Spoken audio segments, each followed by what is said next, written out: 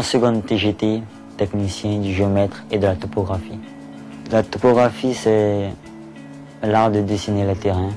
Tu prends un vrai terrain et puis tu le remets sur une feuille A4.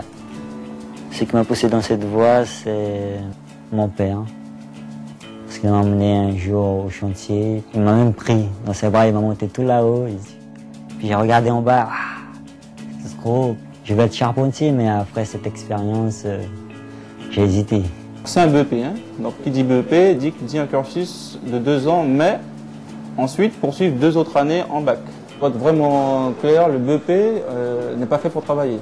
Donc il faut un BEP, c'est spécialement pour aller en bac professionnel. La qualité qu'il faut pour faire ce métier, c'est aimer les maths, savoir dessiner, être précis dans ce que tu fais et ne pas avoir peur de se salir. On utilise des appareils où il faut utiliser sa vue, donc avoir une bonne vue, avoir de l'organisation, ce qu'on fait. Quand tu dois implanter aussi, tu dois implanter au millimètre près. Dire, ça c'est la porte, d'ici ici c'est un mur, là c'est la porte, donc tu viens, tu mesures exactement là. Il faut déterminer cette mesure avec une certaine précision. Donc avant on pouvait travailler au pas. On a pu travailler ensuite avec une chaîne, c'est-à-dire une chaîne c'était des rubans métalliques qu'on mettait l'un à côté de l'autre qui avaient une certaine dimension. Ensuite on a travaillé avec des décamètres. Là ils utilisent du laser pour mesurer. Donc là ils ont une certaine précision. On utilise aussi des GPS. Les profs expliquent bien.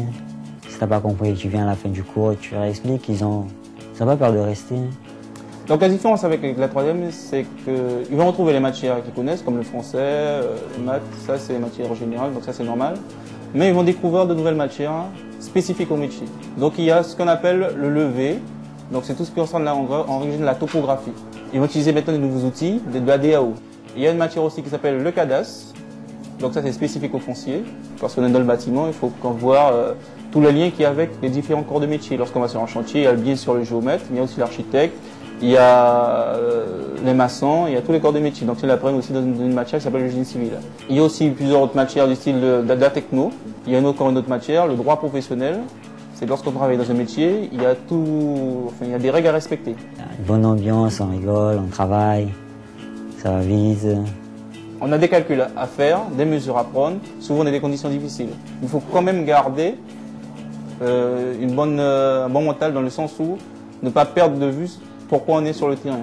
Si tu te sens à l'aise en maths, si tu aimes dessiner, si tu n'as pas peur de la boue, tu peux venir en TGT. Parce que là, tu vas te sentir comme chez toi. J'ai trouvé ma place ici, dans la topographie du géomètre.